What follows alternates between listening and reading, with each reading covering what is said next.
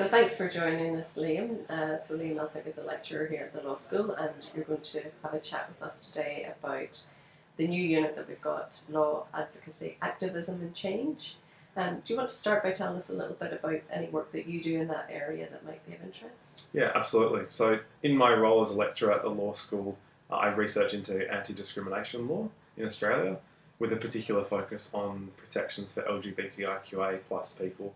So I often use that area of research as a way of pursuing advocacy and activism efforts. So to give one example, in the marriage equality postal vote campaign last year in Australia, I wrote an online article on SBS outlining how the legal rights of same-sex de facto couples was different to the legal rights attaching to married couples.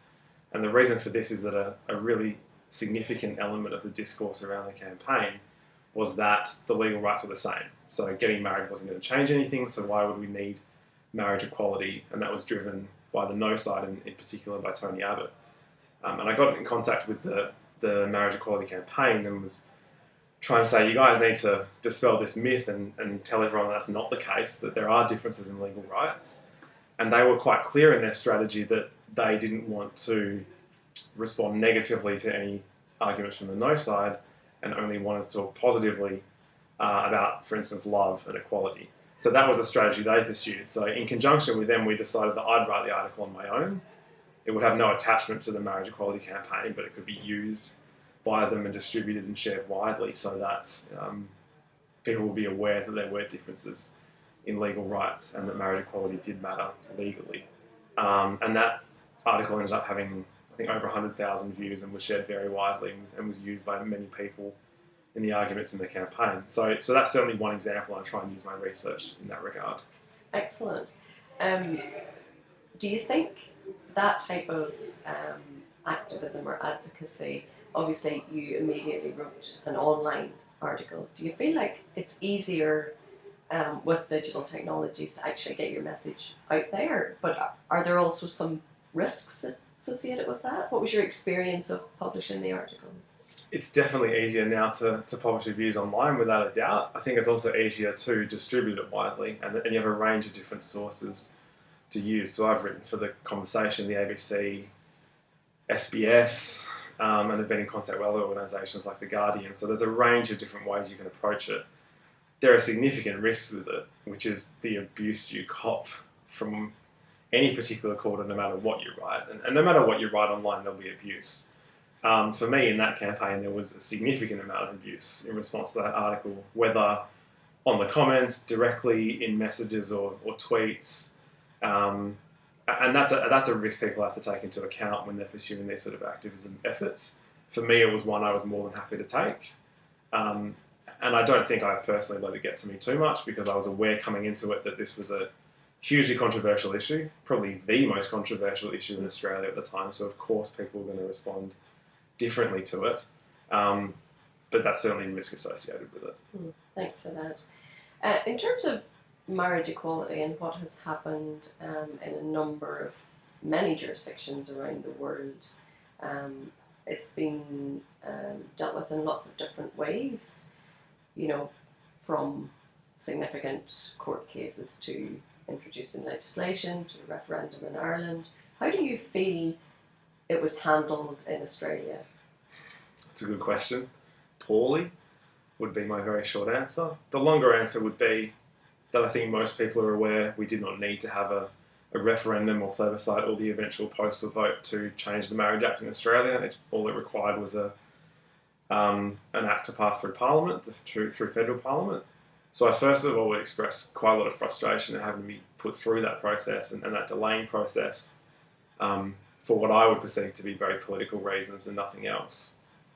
I think, though, there is a positive side to having had the postal vote, and I'm not suggesting for a second that this outweighs the negatives of it, because the harm caused to the LGBTI community through the postal vote process was horrific, irreparable harm for some people, and I'm sure that will be felt for a very long time. However, having gone through it, I vividly remember a quote from an Irish drag queen called Panty Bliss after the Irish referendum on same-sex marriage. And she said that even though it was one of the most awful processes to go through, it was an incredibly legitimising way of passing marriage equality, because no one could say, but what about the silent majority, or we didn't get to have a say, or this isn't what the people really want. There's no rebuttal to that anymore. So people can certainly say they don't like marriage equality and don't agree with it, but they can't suggest for a second that Australia feels that way. So for me, it was very powerful, and the moment the vote was announced was powerful and a very emotional day. I don't think that outweighs the negatives, but that's certainly one positive thing to have come from the postal vote process here. Good, thank you. In terms of what's next for you, what else do you focus on in terms of your research and advocacy from here on? So there's two main areas I've been focusing on recently in the LGBTIQA plus space, particularly in advocacy. The first is on the so-called gay wedding cake cases. So this is the what's next after marriage equality, as has occurred in the UK and the US after they both passed marriage equality. So that's where an infamous baker, because everyone seems to love the baker example, refuses to bake a cake for a same-sex couple who are wishing to get married, and how we apply anti-discrimination law in that context and balance, on the one hand, a right to freedom from discrimination, I should say, and on the other hand, religious freedom and how that interacts in our legal system. And we've just seen a very prominent case in the US on this, and an upcoming case in the UK.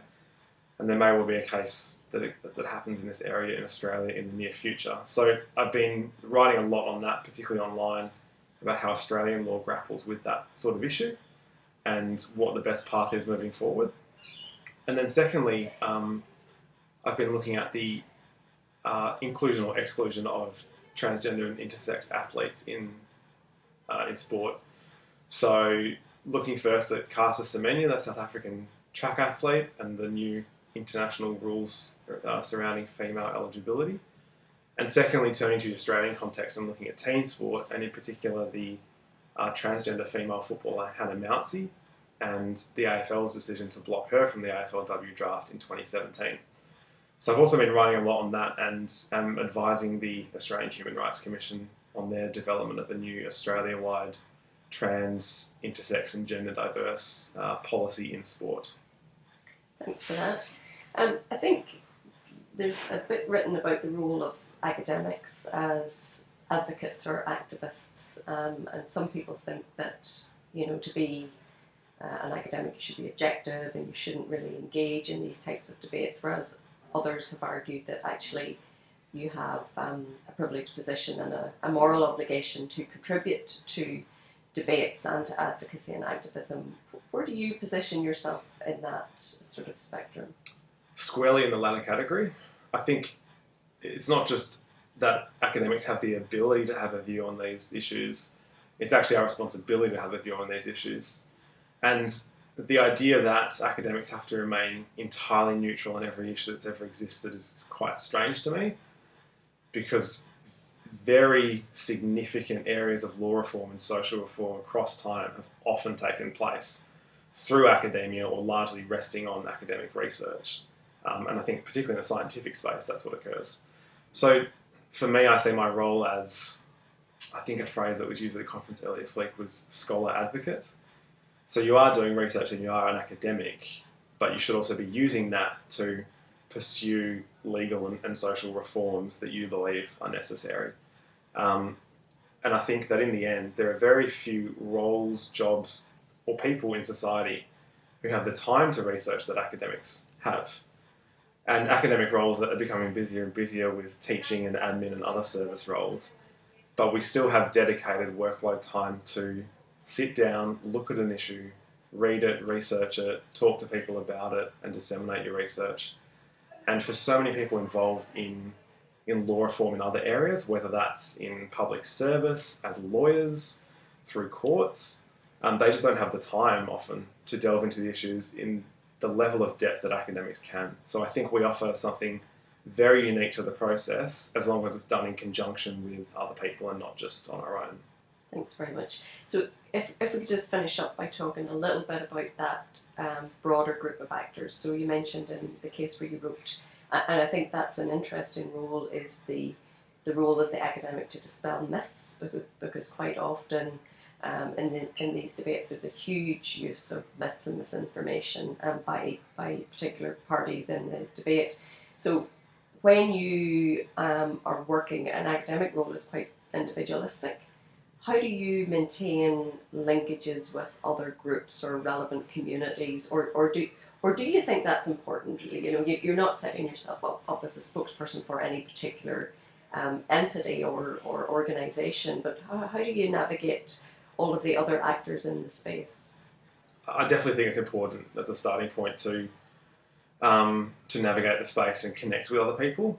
I think as academics we can sometimes sit in our offices, do our research and not do a lot with it, and I think that's quite disappointing just because there's so much work put into it. We should be disseminating as much as we can, actually talking to people and figuring out how the research can be used in a really practical way. So for me, I make those connections through several ways. First of all, using Twitter is incredibly useful. So I've made a huge number of connections through Twitter from all over the world, in the LGBTI space, in the anti-discrimination space, in the sporting law space, and connecting with them through Twitter and reading what they're writing and what they're up to, and figuring out whether there's ways to connect your research with those other areas is a really good starting point. Secondly, I maintain roles on or in not-for-profit bodies to ensure I'm aware of what's going on in the LGBTI space as well. So I sit on the WA committee for the Pinnacle Foundation, which provides LGBTIQ scholarships in Australia. I sit as well on the committee for GRAI, GRAI, which is GLBTI Rights in Ageing, and they do a lot of advocacy in the intersection between elder issues and age issues and LGBTI issues. And as well as that, I also make efforts to connect with relevant government bodies and even anti-discrimination law bodies such as the Equal Opportunity Commission of Western Australia, and ask them about whether there are any opportunities they might have to connect, any areas of research they would like done, and perhaps any way in which we can help each other.